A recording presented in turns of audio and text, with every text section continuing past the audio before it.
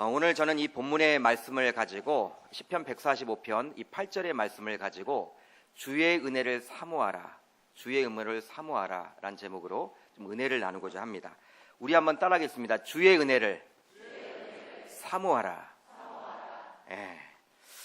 한 해가 참 빨리 지나가는 것 같습니다. 여러분 보통 이런 말이 있지 않습니까? 20대에는 이렇게 세월이 20km로 달린대요. 30대는 30km로, 40대는 몇 킬로입니까? 40km로. 여러분 80대는 몇 킬로입니까? 80km로. 연배가 높으신 어르신들은 정말 빨리 지나갔을 것이라고 생각이 되어지고 누구나 여러분 다 인정하는 부분이라고 생각을 합니다. 2017년도 우리가 2016년도를 보내면서 2017년도를 맞이할 때도 송구영신 예배를 할 텐데 여러분 이렇게 한 해가 1년이 금방 지나간 것 같아요. 여러분 기억은 좀 나세요? 어떤 일이 여러분들의 삶 속에 벌어졌는지 기억은 좀 나세요? 기억조차도 나지 않을 정도로 정말 빨리 지나가는 것 같습니다. 여러분 정말 다사다난했던 2017년도를 우리가 이제 보내면서 새해를 맞이하고 있는데요. 아마 이 송구영신 예배에 나오신 분들은 금년보다는 새해에는 더욱더 형통해지기를 원할 것입니다. 여러분 형통을 원할 거예요. 우리 요셉이 하나님과 함께함으로 어디 있든지 간에 어떠한 처지에 있든지 간에 형통한 자가 되었다라고 하는데 저와 여러분들도 형통의 역사가 있기를 바랍니다.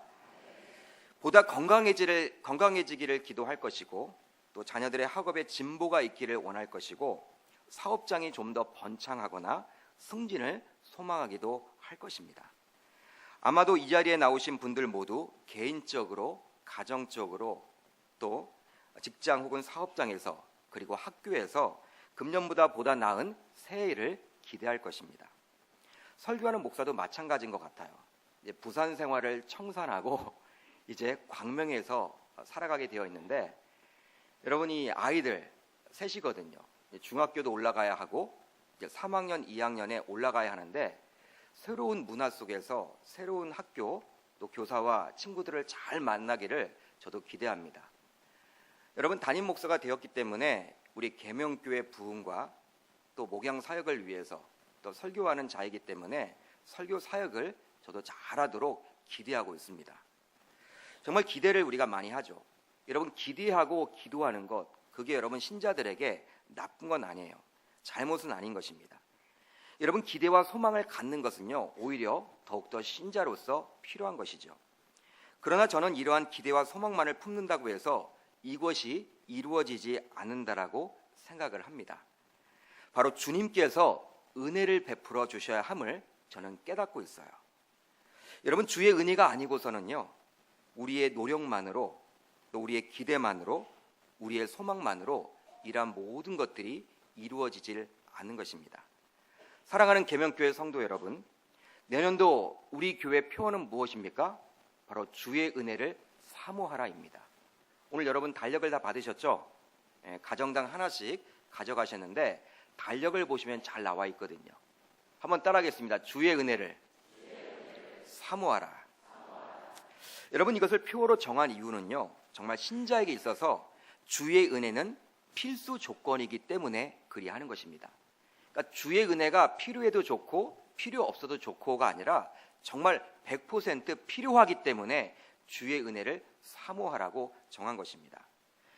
제가 이 3대 담임 목사로 부임하게 된 것조차도 저는 주의 은혜라고 생각을 합니다. 실력도 모자르고 인물도 조금 모자르고 여러분 여러 가지 조건상으로는 제가 할 수 없는 영역이었는데 하나님이 전적으로 붙잡아 주셔서 은혜를 베풀어 주심으로 말미암아 이 자리에서 여러분들을 만나서 설교하고 있다라고 저는 생각을 합니다. 꿈만 같아요.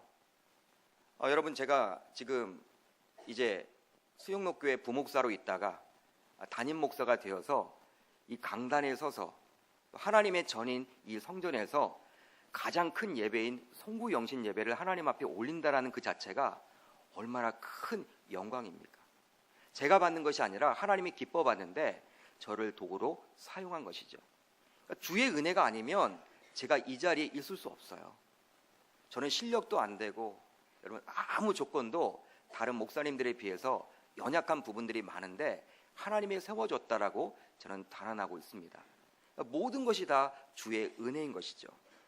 그렇다면 여러분, 은혜는 무엇입니까? 여러분들이 생각하기에 은혜는 무엇이라고 생각을 하십니까? 우리는 보통 은혜라고 하면요, 목사님의 설교에 은혜 받았다. 아까 우리 장로님께서도 기도를 하셨는데 장로님의 기도에 은혜 받았다. 임마누엘 성가대 찬양에 은혜 받았다. 여러분, 교회 내에서 은혜 받았다 빈번하게 사용을 하고 있습니다.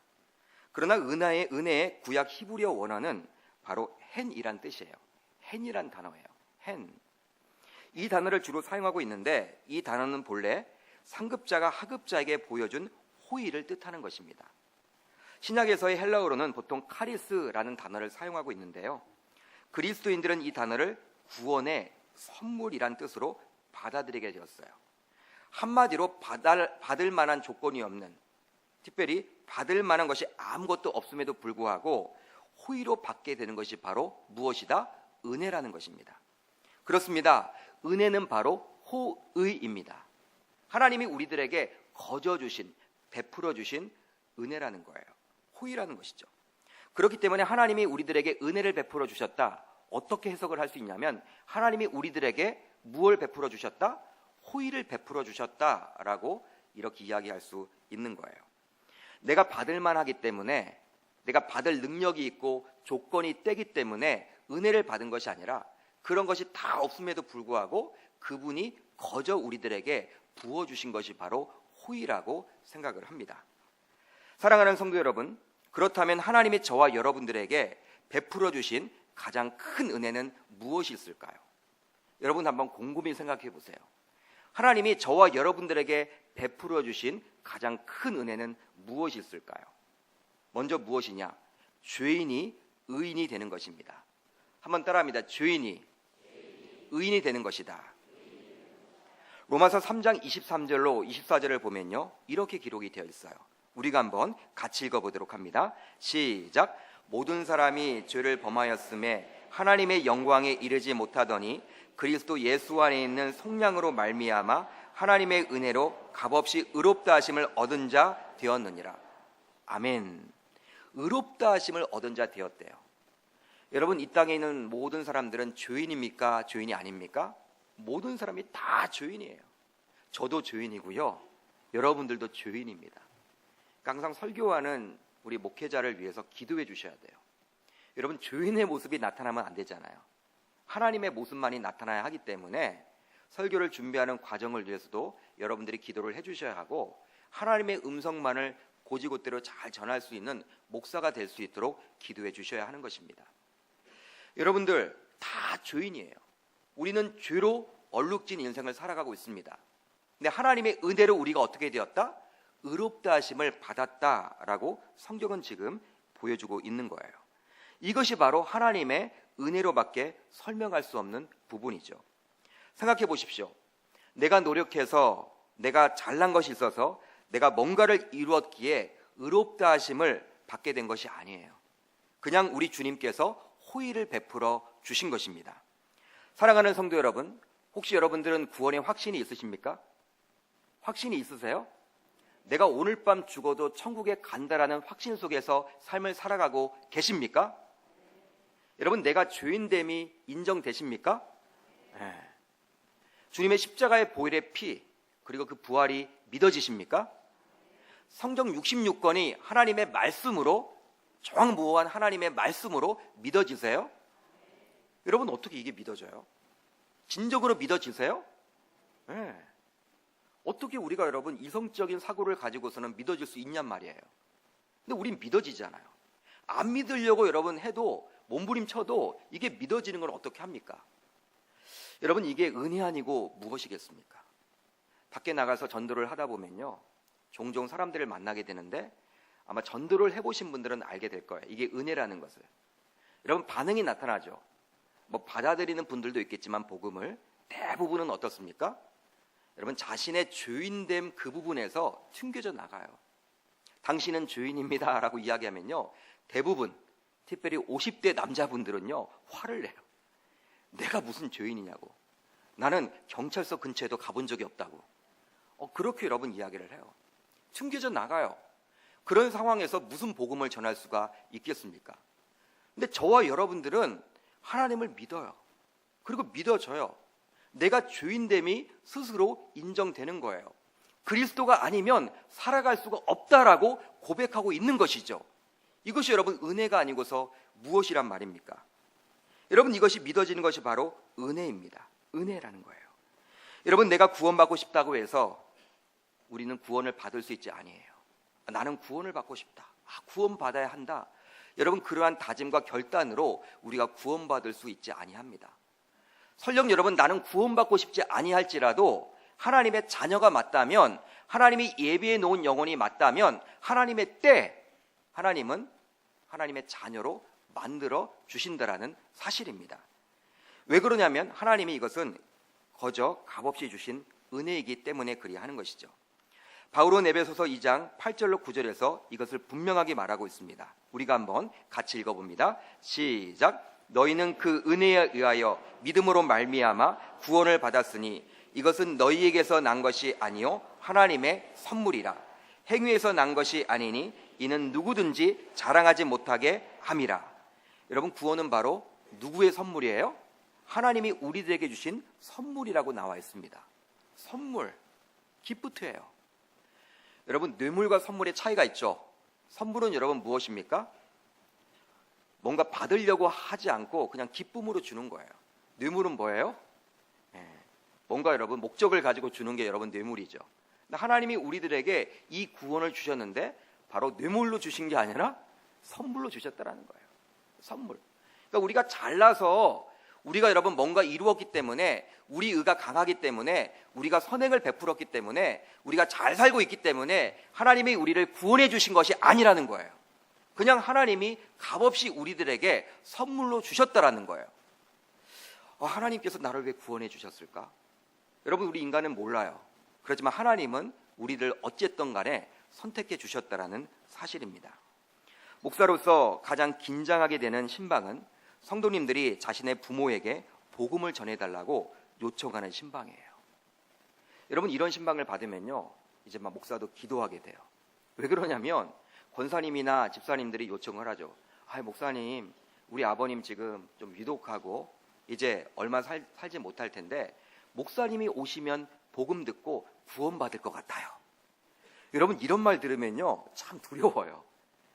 여러분, 목사가 가서 복음을 전한다고 여러분 불신자였던 그 아버님께서, 어머님께서 복음을 듣고 할렐루야 하고 여러분 외치고, 성도님이 가서 여러분 복음을 전한다고 해서 여러분 거부하고, 그게 아니거든요. 여러분, 이 복음은, 그 복음을 받아들이고 받아들이지 않는 것은 바로 누구에게 달려있다? 하나님에게 달려있기 때문에, 하나님의 선물로 주신 그 구원의 역사이기 때문에 목사는 그냥 도구로 사용될 뿐이에요. 그러나 집사님이나 권사님 기대를 하잖아요. 우리 목사님이 가시면 우리 아버님 이제 구원을 받을 거야. 이런 기대를 하고 있기 때문에 목사의 한 사람으로서는 그런 여러분 요청을 받게 되면요, 여러분 새벽에 여러분 강단에서 막 기도하게 돼요. 왜? 실망을 시켜드리지 말아야 된다는 염려가 때문에. 그렇다고 여러분 제가 할 수 있는 건 아무것도 없습니다. 구원이 바로 목사에게 달린 것이 아니라 하나님이 은혜를 베풀어 주셔야 가능하기 때문이죠. 저는 이번 주 장례를 한 건 집례를 했는데요, 50대 초반밖에 되지 않았던 의대 교수님의 장례였습니다. 50대 초반. 약 여러분들 5년 전에 불치암에 걸리셨어요. 불치암에 걸리셨다만 수술도 했고 또 잘 치료를 받았습니다. 그래서 여러분 지난 9월까지 의대 교수였기 때문에 진료도 열심히 하고 또 후학을 잘 가르쳤습니다. 10월 달에 이 불치암이 이 뇌까지 여러분 올라오게 된 거예요. 여러분, 이 뇌까지 올라오니까 이 통증이 심하니까 이제 병원에 입원하게끔 되어 있었습니다. 여러분, 의대 교수가 자신이 여러분 이렇게 일했던 그 병원에서 입원을 하게 되니까 많은 여러분들 신자였던 친구들이 찾아와서 복음을 전했어요. 누구야? 이제 예수님 믿자. 하나님이 필요해. 그때마다 여러분 이 교수님은요, 나 하나님 믿지 않겠다고. 우리 가정이 불교 집안인데 어떻게 내가 하나님을 믿겠냐고. 여러분 거부를 했다 그래요. 거부를 했어요. 여러분 놀랍게도 하루는 꿈을 꿨는데 이분이 이분 이야기를 제가 직접 들은 거예요. 꿈을 꾸었는데 하나님이 나타나신 거예요. 하나님이 나타나셔서 자신 보고 왜 너는 나를 믿지 않느냐 이렇게 이야기를 하더래요. 여러분, 신기한 꿈을 꾸니까 어떻게 됩니까? 이제 자신에게 복음을 전했던 그 친구를 찾아서 다시금 자신에게 정확하게 이 복음을 전해달라고 요청을 했고, 복음을 전하고 나자 눈물이 핑 돌더래요. 그러면서 병상세례까지도 받고 싶다라는 이야기가 있어서 제가 가서 병상세례를 베풀었습니다. 저는 여러분 이러한 이 장례를 치르면서 이분을 바라보면서 야, 그렇구나, 정말 구원은 인간의 노력에 달린 것이 아니구나를 다시 한번 깨닫게 되었습니다. 여러분, 하나님이 예비해 놓으신 영혼이었기 때문에 그가 그렇게 아무리 불신을 하고 또 하나님을 믿지 않겠다라고 요구를 했지만 나중에 하나님의 때가 되매 그 꿈을 통해서 역사를 해주신 것이죠. 여러분, 하나님이 꿈에 나타나지 않았다면 이분은요 끝까지 복음을 듣지 않았을 거예요. 여러분, 이것은 바로 누가 한 것입니까? 친구들이 노력으로 된 것이 아니라 하나님의 전적인 은혜라고 생각을 합니다. 성도 여러분, 여러분들이 구원의 확신을 가지게 된다면 이것보다 더 큰 주의 은혜는 없음을 믿으시기를 바랍니다. 내가 믿고 싶다고 믿어지는 것이 아니라 주님께서 은혜를 베풀어 주셨기 때문에 구원의 확신을 갖게 된 거예요. 여러분, 우리 가운데 또 모태신앙인 가정에서 태어난 가정들도 있을 거예요. 나는 태어날 때부터 예수님 믿는 가정에서 태어났다. 여러분, 그런 가정에서 태어났으면요, 이 복된 가정이죠. 다른 가정보다 얼마나 여러분 복됩니까? 여러분, 내가 구원을 받고자 해서 받는 게 아니라는 거예요. 여기에 계신 분들, 지금 많은 분들이 앉아 계시는데 내가 뭔가를 노력해서 내가 뭔가를 이루었기 때문에, 내가 열심히 살았기 때문에, 선행을 베풀었기 때문에, 내가 어떤 권력과 명예와 돈이 많기 때문에 하나님이 나를 선택하셔서 구원 삼아 주신 것이 아니라는 것이죠. 그렇다면 신자와 불신자와의 가장 큰 차이인 이 구원의 문제가 왜 중요한 것입니까? 여러분, 우리가 구원받았다는 것이 왜 중요해요? 이 구원을 받았다는 것은요, 그냥 단순히 죽으면 천국 간다라는 그 의미 이상이 있기 때문에 그리하는 것입니다. 바로 구원을 받게 되면 하나님과의 훼손되었던 관계가 회복되어서 하나님의 자녀가 되기 때문에 그리하는 거예요.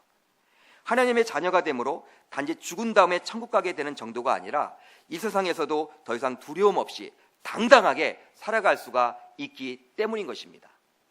여러분, 세상에 돈 많고 빽 있고 명예가 있고 권력 있는 자들, 그분들의 자제분들도 어깨에 힘이 들어가잖아요. 그분들과는 비교할 수 없는 창조주 여호와 하나님이 바로 저와 여러분들의 누구이십니까? 우리의 아빠 되신다라고 성경은 이야기를 하고 있어요. 아버지 되시는 것이죠. 여러분, 그렇기 때문에 우리는 어떠한 위기와 어떠한 어려움을 만나더라도 당당하게 살아갈 수가 있게 되는 것이죠. 여러분, 나 자신의 정체성이 바뀌어지는 거예요. 세상의 종로로 됐던, 사탄의 종로로 됐던 우리들이 이제 하나님의 자녀가 되어서 하나님의 자녀로서 하늘나라의 왕자와 공주로서 살아갈 수가 있게 되는 것입니다. 그러니 이것이 여러분 큰 축복이 아니고 무엇이겠습니까?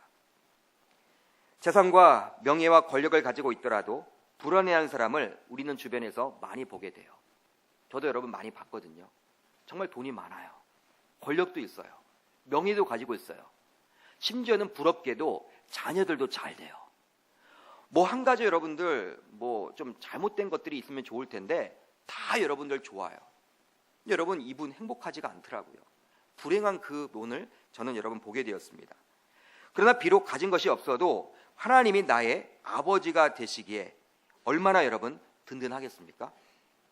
여러분들과 가진 것이 없어도 하나님이 우리의 아버지가 되어주시면요, 우리는 당당한 거예요. 왜? 누구 때문에 그리 하는 것입니까?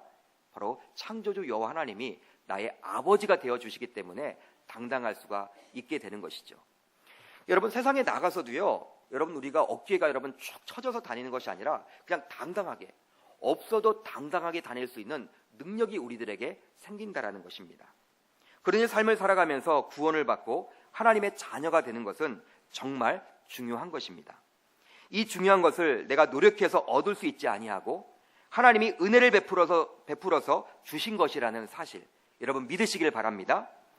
만약에 여러분 내가 노력을 내서 내가 뭔가를 했기 때문에 내가 그렇게 그걸 이루었다라고 생각을 하면요, 구원을 이루었다라고 하면 제가 얼마나 교만해지겠어요? 우리 인간이 얼마나 자고해지겠습니까?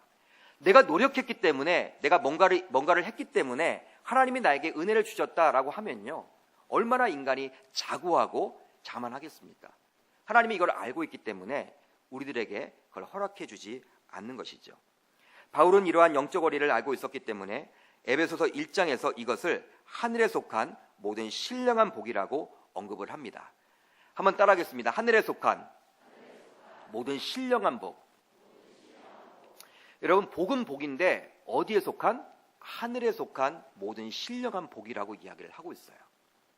여러분, 하늘에 속한 모든 신령한 복은 사도 바울이 언급을 했는데 이것은 과연 무엇이냐? 바로 1장 5절에 잘 기록을 하고 있습니다. 우리 에베소서 1장 5절을 같이 읽습니다. 시작. 그 기쁘신 뜻대로 우리를 예정하사 예수 그리스도로 말미암아 자기의 아들들이 되게 하셨으니. 아멘. 자기의 아들들이 되게 하셨다. 그러니까 하늘에 속한 모든 신령한 복이 여러분 뭐예요? 하나님이 우리들을 자녀 삼아 주신 거예요. 아들로 삼아 주신 거예요. 여러분, 아멘입니까?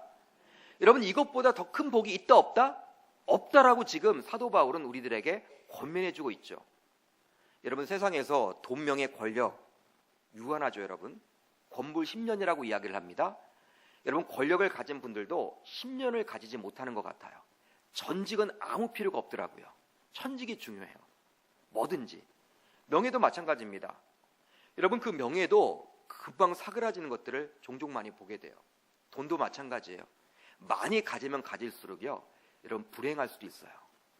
항상 그 돈을 지키려고 힘들어지는 경우들이 있어요. 저와 여러분들 혹시 가진 것이 없으십니까? 하나님이 우리들에게 복 주신 거예요, 여러분. 어쩌면. 왜? 우리들이 스트레스 받을까 봐. 여러분, 생각해 보세요. 돈 많은 사람들 보면 여러분 언론에 나오잖아요. 항상 여러분 웃고 다니는 것 같지가 않죠? 항상 여러분 시무룩하고 항상 법원에 많이 다니고 얼마나 여러분 힘들겠습니까? 그 돈을 지키기가 여러분 얼마나 힘들겠냐는 거예요. 근데 여러분, 그것보다 더 중요한 것은 바로 무엇이냐면 이 땅에 살면서 우리가 구원을 받아 하나님의 자녀가 되는 것입니다. 바울은 이러한 영적 원리를 알았기 때문에 그가 옥중에 있으면서도 비굴하게 살지 않고 당당했던 거예요. 로마 군인들 앞에서도 여러분 복음을 전할 수가 있었어요.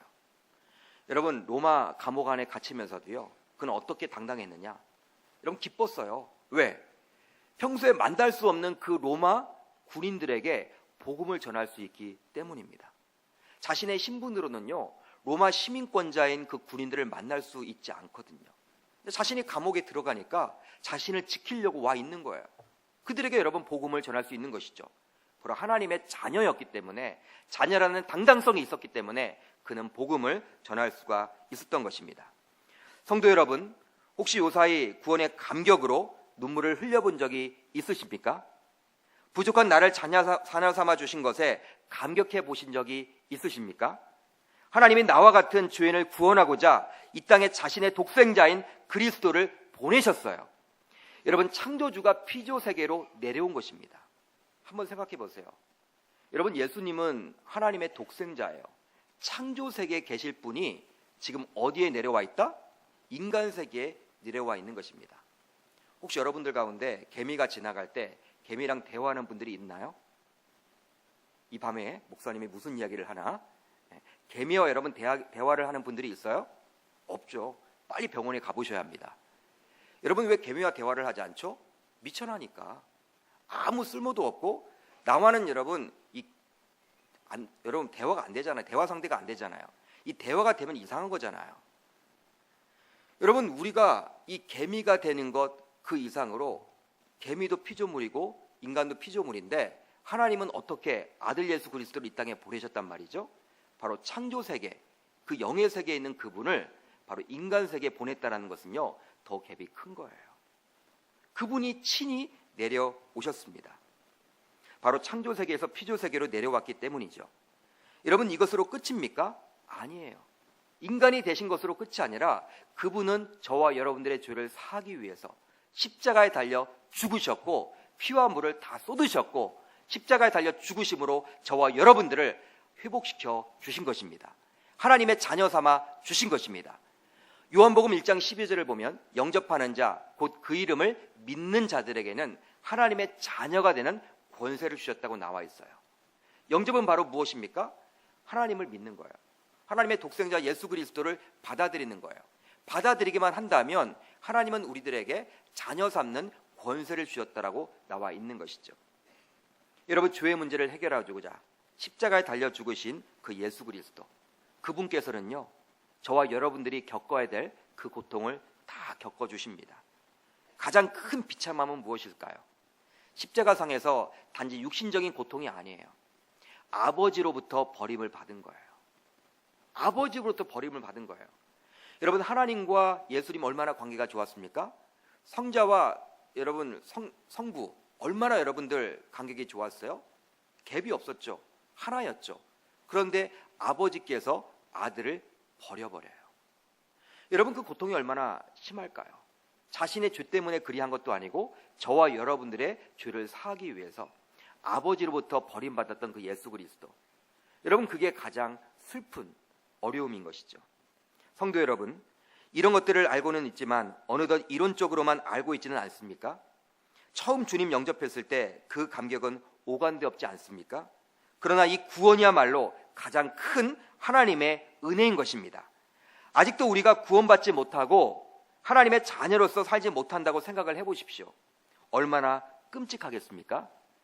이 예배에 참석한 저와 여러분들 모두 다시 한번 하나님이 나를 자녀 삼아 주셨다는 사실에 감격할 수 있기를 바랍니다. 구원받을 수 있다는 것, 구원받았다는 그 기쁨에 덩실덩실 춤을 추시기를 바랍니다. 구원받아 하나님의 자녀가 되었는데 무엇 때문에 아직도 불평하고 다니십니까? 왜 어려워하십니까? 왜 어깨가 여러분 축 처져서 다니십니까? 왜 당당하지 못하십니까? 여러분, 이것보다 더 큰 축복이 어디 있겠어요? 바울은 복음을 전하다가 억울하게 옥중 생활을 하고 있어요.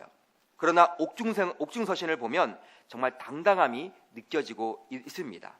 불안해하지 않아요, 여러분. 정말 당당했어요. 여러분, 에베소서나 빌립보서를 보십시오. 얼마나 당당했는지 몰라요. 그들에게 서신서를 기록합니다. 자신의 여러분 이 안위를 걱정하지 않아요. 자신이 언제 죽을지 모르는 상황임에도 불구하고 당당하게 복음을 전하는 그 모습을 볼 수가 있습니다. 특별히 빌립보서를 보십시오. 기쁨에 대해서 이야기를 하고 있어요. 기쁨. 자신이 언제 죽을지 몰라요. 그럼에도 불구하고 빌립보 교인들에게 기뻐하라고 이야기를 하고 있는 것입니다. 구원의 감격이 있기 때문이죠. 하나님의 자녀라는 확신을 가지기 때문입니다. 그것이 있었기에 오간에 있으면서도 당당하게 서신을 기록할 수가 있었던 거예요. 성도 여러분, 2017년도를 보내면서 여러분들의 현실은 어떠했습니까? 목사가 여러분들에게 묻습니다. 여러분들의 현실은 어떠했어요? 아마 여기에 앉아있는 분들의 수만큼 다양한 문제들 속에서 우리는 나날들을 보냈을 것입니다. 그러나 분명한 것은 하나님의 자녀라는 정체성, 구원받았다라는 그 정체성, 그 확신만을 가진다면 이것은 어떠한 문제도 넉넉히 이겨낼 수 있는 힘이 된다라는 사실이에요. 이것을 우리는 이미 하나님으로부터 은혜로 받은 것입니다. 주의 은혜로 받은 것입니다. 구원받은 것, 특별히 하나님의 자녀가 되었다라는 그 정체성은요, 내가 노력해서 받은 것이 아니라 하나님이 우리들에게 거저 주신 은혜라는 사실을 믿는 저와 여러분 되시기를 주님의 이름으로 축복합니다. 그 하나님을 찬양합시다. 그 하나님께 영광을 올립시다. 구원을 받게 되면 바로 하나님의 자녀가 되는 거예요. 자녀로서 많은 특권을 누릴 수가 있는 것입니다. 창조주 요 하나님이 나의 든든한 백인데 이 땅에 살아가면서 여러분 무엇이 두렵다라는 거예요? 무엇이 어려움이 있겠습니까? 2018년도를 보면요, 좋은 일보다도 어려움이 더 많을 것 같아요. 신문지상을 보게 되면 경제적으로도 더 힘들다, 외교적으로도 힘들다, 나라적으로도 더 혼란스러운 것 같기도 하고, 여러분 대안이 없습니다. 답이 없습니다. 그렇지만 세상의 논리로 살아간다면 우리가 낙담해 있고 힘들고 어깨가 축 처져서 살아야 하지만 청년 실업은 나아질 것 같지도 않아요. 여러분, 그러한 현실이지만 우리가 하나님의 자녀로서 그 정체성을 가지고 살아간다면 우리가 못할 것이 없다라는 사실이에요. 그분이 우리를 책임져 주신다라는 사실입니다. 제가 믿는 그 여호와 하나님을 여러분들도 믿어서 이 땅에서 당당하게 살아가시기를 주님의 이름으로 축복합니다. 하나님이 우리들에게 베푼 두 번째 큰 은혜는 무엇이냐? 바로 한없는 평강을 주십니다. 한번 따라합니다. 한없는 평강을 주십니다. 우리 갈라디아서 1장 3절을 같이 보도록 합니다. 1장 3절입니다. 시작. 우리 하나님 아버지와 주 예수 그리스도부터 은혜와 평강이 있기를 원하노라. 아멘. 여러분, 은혜와 평강이 있기를 원하노라. 여러분, 은혜와 평강이란 단어에 주목을 해주시길 바랍니다.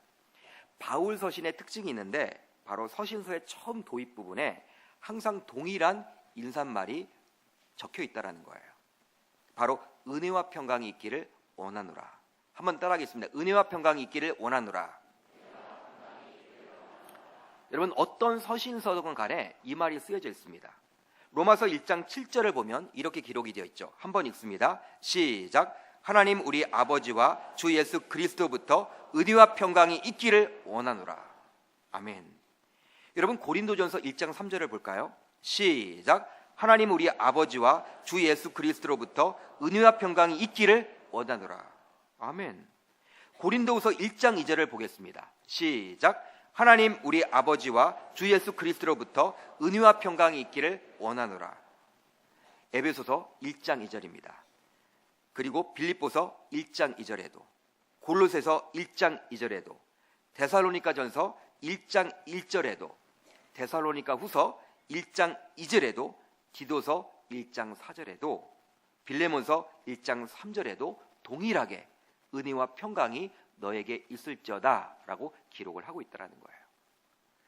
여러분, 바울 서신 가운데 디모데 전서와 디모데 후서에서만 은혜와 긍휼과 평강이라고 기록을 하고 있습니다. 다른 서신서들은 다 은혜와 평강이라고 기록을 하고 있고, 디모데 전후서만 어떻게 기록이 되어 있다? 은혜와 긍휼과 평강이라고 기록이 되어 있어요. 여러분, 같은 말이죠. 같은 말이라고 하면 신약이 여러분 몇 권입니까?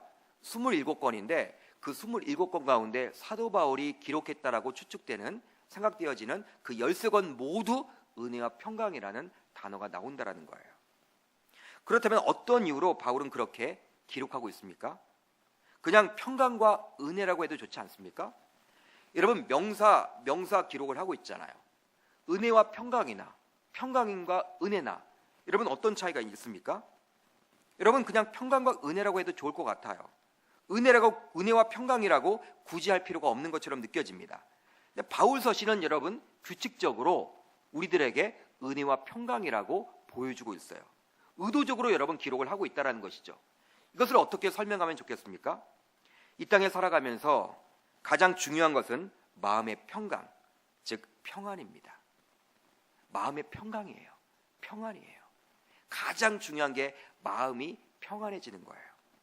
아무리 가진 재물이 많아도 평안이 없다면 행복한 삶을 산다라고 할 수가 없어요.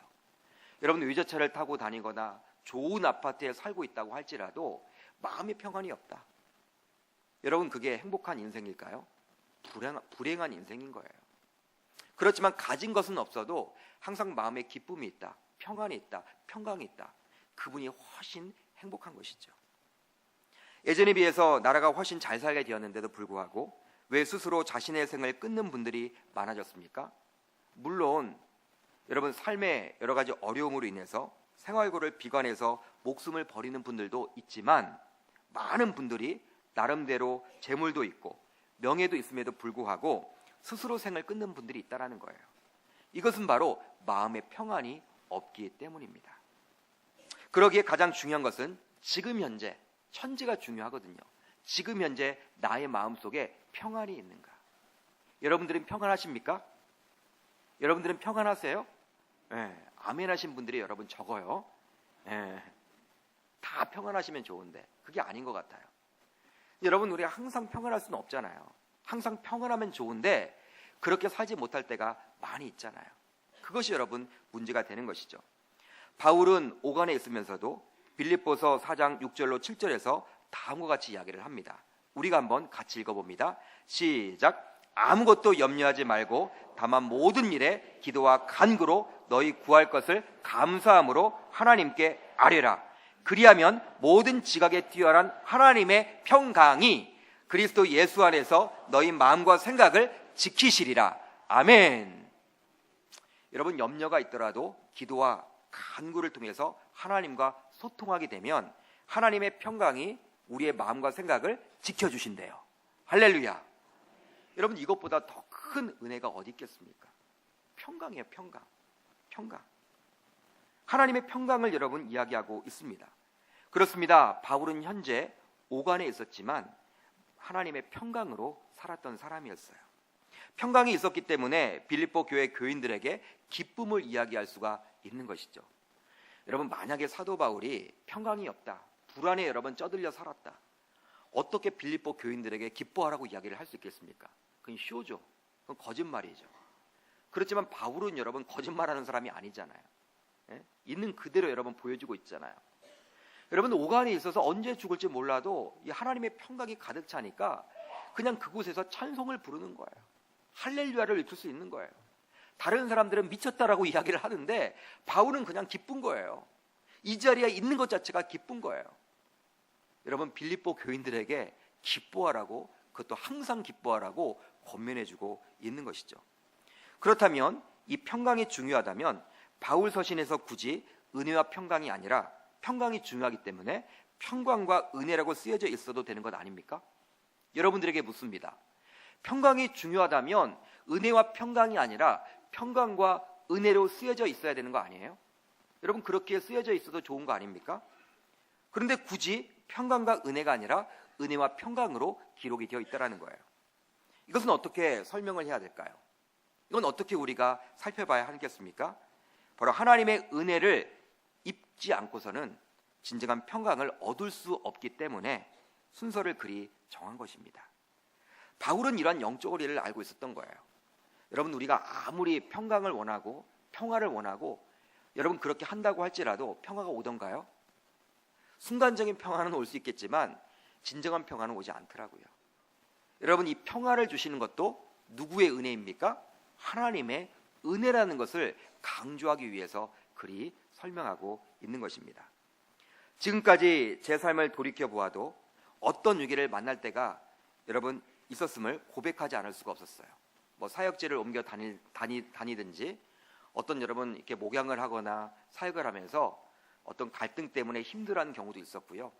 자녀들이 아파서 병원에 입원해 있던 경우들도 있었음을 고백하지 않을 수가 없습니다.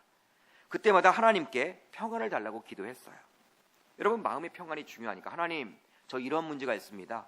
정말 저에게도 평안을 달라고 기도했습니다. 그런데 내가 기도한다고 해서 평안이 오지 않더라고요.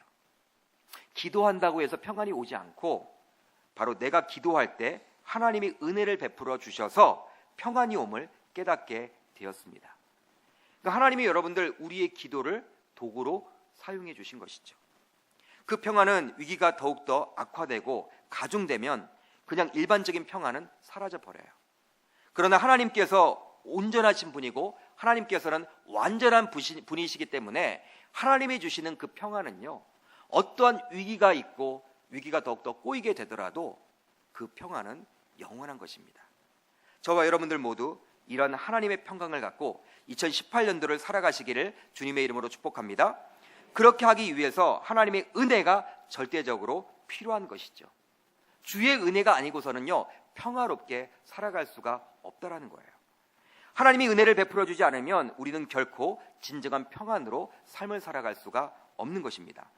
그러기에 저와 여러분들 모두 하나님의 은혜를 사모해 나가야 하는 것이죠. 그렇다면 하나님의 은혜를 받으려면요, 우리는 어떻게 해야 될까요? 여러분, 어떻게 하면 하나님의 은혜를 매일매일 누리며 받을 수가 있는 것입니까? 무작정 은혜가 하늘에서 떨어집니까? 그냥 교회만 나오면, 예배에만 참석하면, 그냥 여러분 전에 나와서 그냥 여러분 이렇게 나와 있으면 여러분 뚝딱 하늘에서 여러분 은혜가 떨어져요? 그거 아니에요. 교회만 출석한다고 은혜를 받을 수 있지 아니합니다. 바로 하나님의 임재함 속에서 예배해야 합니다. 그리고 진정한 예배자로 서야 하는 거예요. 예배예요, 예배. 여러분, 하나님의 은혜를 받을 수 있는 것은 바로 예배입니다. 한번 따라하겠습니다. 예배. 저는 기도하는 가운데 내년도 우리 계명교회가 더욱더 힘써야 될 부분은 바로 예배임을 확신하게 되었어요. 아유, 목사님, 지금도 예배 잘하고 있는데 무슨 또 예배를 합니까? 뭐 예배 부서를 늘리겠다는 건 결코 아니고요. 그런 거 아니고요. 여러분, 우리가 한 번 예배를 드리되 진정으로, 신령과 진정으로 예배를 하자고요. 그렇게 여러분, 나는 과연 예배하고 있는가? 하나님이 정말 기뻐하시는 예배자로 살아가고 있는가? 삶과 예배가 분리되어 있지 않은가? 여러분, 저와 여러분들이 곰곰이 생각해 보시기를 바랍니다. 왜 그러느냐? 하나님은 저와 여러분들을 먼저 예배자로 부르셨기 때문입니다. 우리는 정말 많은 예배를 드리고 있어요. 오늘도 여러분 1부부터 3부까지 예배를 했고, 또 오후 예배 때도 은퇴식과 수료식을 병행해서 예배를 했고, 지금 송구영신 예배까지 진행을 하고 있습니다. 갑자기 여러분 부목사였다가요, 담임 목사가 되니까 설교 3편을 준비해야 되니까 쉽지 않더라고요. 쉽지 않아요. 우리 원로 목사님이 정말 대단하게 보입니다. 목양을 수십 년 동안 해오셨는데, 여러분, 우리가 예배를 많이 드리잖아요. 구역 예배에 여러분 많이 붙여요. 예배 안 드리는 분이 없거든요. 그리고 정말 하나님이 기뻐하는 예배를 우리가 하고 있는지 우리는 모르는 채 예배를 하고 있는 경우들도 많이 있어요. 성도 여러분, 하나님의 은혜를 풍성히 받기를 원하십니까? 하나님의 은혜를 풍성히 받기를 원하세요? 정말 원하세요? 그렇다면 먼저 구원받은 저와 여러분들은 진정한 예배자가 되어야 될 줄 믿습니다. 매 순간 예배자로 살아야 될 줄 믿습니다. 예배와 삶을 분리돼서는 안 되는 거예요. 하나님의 임재하심을 느끼는 예배자가 되시기를 바랍니다. 여러분, 혹시 하나님의 임재함을 느껴본 예배 경험이 있으십니까? 예배 경험이 있으세요? 예배가 얼마나 중요한지 여러분 알고 계세요? 저는 여러분들 제작교회에서 이렇게 사역하면서 예배를 드리지 못하는 경우들을 종종 많이 있었어요. 천막을 쳐놓고 예배가 아니거든요. 방해가 있었고, 여러분 눈물이 났습니다. 하나님 앞에. 하나님, 저 예배 드려달라고. 회복이 안 되는 거예요.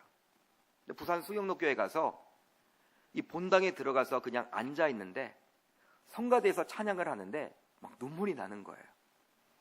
이게 예배구나. 기독교인에게 있어서, 신자에게 있어서 이 예배만큼 중요한 것이 없구나. 예배 없이는 살아갈 수가 없겠다. 여러분, 밥을 먹지 않고서는요 그냥 배고픈 것 뿐이지만, 예배가 여러분 엉망이 되고 힘들어지니까 신자들의 모든 삶이 엉망이 됨을 저는 목격한 사람이에요. 목격한 목사입니다. 여러분, 예배가 얼마나 중요합니까? 여러분, 가정에서도 가정 예배 잘 드리시길 바랍니다. 우리가 여러분 형식적으로 얼마나 예배를 했습니까? 정말 하나님이 기뻐하시는 예배를 드렸는지 여러분, 우리는 항상 성경적인 관점에서 예배를 점검해 봐야 될 줄 믿어요. 이제 말씀을 정리합니다. 주의 은혜를 사모하라. 하나님께서 2018년도 우리 계명 공동체에 주신 표어입니다. 오늘 본문 시편 145편 8절을 보게 되면 이렇게 기록이 되어 있죠. 한번 같이 읽습니다. 시작. 여호와는 은혜로우시며 긍휼이 많으시며 노하기를 더디하시며 인자하심이 크시도다. 아멘. 바로 여러분 무엇이에요? 바로 여호와 하나님의 속성 가운데 은혜가 있다라는 거예요. 여호와는 은혜로우시며 다른 속성보다도 은혜를 가장 먼저 기록하고 있습니다. 시편 기자는 은혜로우시며, 우리 주님께서는 은혜를 베풀어 주시는 분이십니다. 왜? 우리의 아버지 되어 주시기 때문에. 여러분, 자녀들에게 항상 후하잖아요. 아무리 여러분 악한, 아무리 나쁜 부모라도 자기 자녀를 여러분 잘 대하잖아요. 내 자녀가 맞다면 그 자녀에게 뭔가를 여러분 해주기를 원하잖아요. 저도 여러분들 한없이 여러분 우리 자녀들에게 약한 모습을 종종 많이 보여드려요. 여러분, 그냥 우리 자녀들은요 와서 아빠에게 여러분 그냥 가져가요. 허락도 안 받고 가져가요. 그냥 아빠, 제가 얘기를 안 했거든요. 대답을 안 했음에도 불구하고 대답을 했다라고 여기고 그냥 가져가요. 그게 여러분 자녀예요. 혹시 여러분들 자녀들 가운데 부모로서 이제 집을 여러분 이렇게 구할 때 중도금을 여러분 내드리는 자녀들이 있습니까? 아빠, 엄마, 제 저금통이에요. 이번에 중도금 내실 때 좀 보태 쓰세요. 이렇게 하는 여러분 자녀들이 있어요? 아마 여러분 없을 거예요. 그렇게 여러분 하지도 않았는데 어떻게 합니까? 딱 이사를 갔을 때 여기는 내 방, 저기는 네 방. 딱 방을 하나씩 찾아 여러분 이렇게 앉아 있어요. 자기 방이래요, 그게. 돈도 안 냈는데. 그렇지만 여러분 그 자녀를 내어 쫓습니까? 그렇지 않죠. 왜? 부모니까.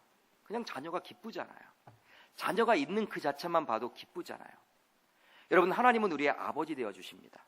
그러니까 은혜를 베풀어 주시는 거예요. 호의를 베풀어 주시고 싶어요.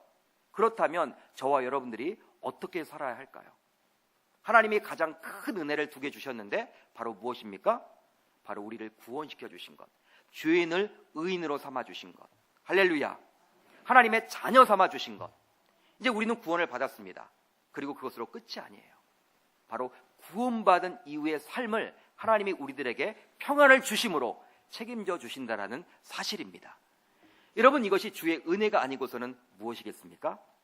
2018년도 주의 은혜를 사모하시기를 바랍니다. 사모하는 자에게 하나님은 베풀어 주시리라 믿습니다. 그런데요, 우리는 예배자로 섰을 때, 온전한 예배자로 섰고 하나님의 임재를 상징하는 그 예배 그 장이 이 자리가 되어진다면 우리 사랑하는 계명공동체에 속한 모든 지체들, 모든 성도님들은 바로 주의 은혜를 매일매일 체험하게 되리라 저는 믿습니다. 그 은혜를 풍성히 받기 위해서 이제는 새벽에는 좀 더 예배에 집중하면 좋겠습니다. 진정한 예배자로 살았으면 좋겠습니다. 본당 예배를 사수하면 좋겠습니다. 예배 시간에 늦지 않았으면 좋겠습니다. 예배하는 자를 찾으신다라는 주님의 음성이 저와 여러분들의 귓가에 맴돌므로 말미암아 삶에서도 예배하시고, 교회에서도 예배하시고, 직장과 사업장에서도 예배하시고, 학교에서도 예배함으로 말미암아 예배자의 모습을 잘 갖추심으로 말미암아 하나님이 정말 기뻐하시는 저와 여러분들이 다 되시기를 주의 이름으로 축복합니다.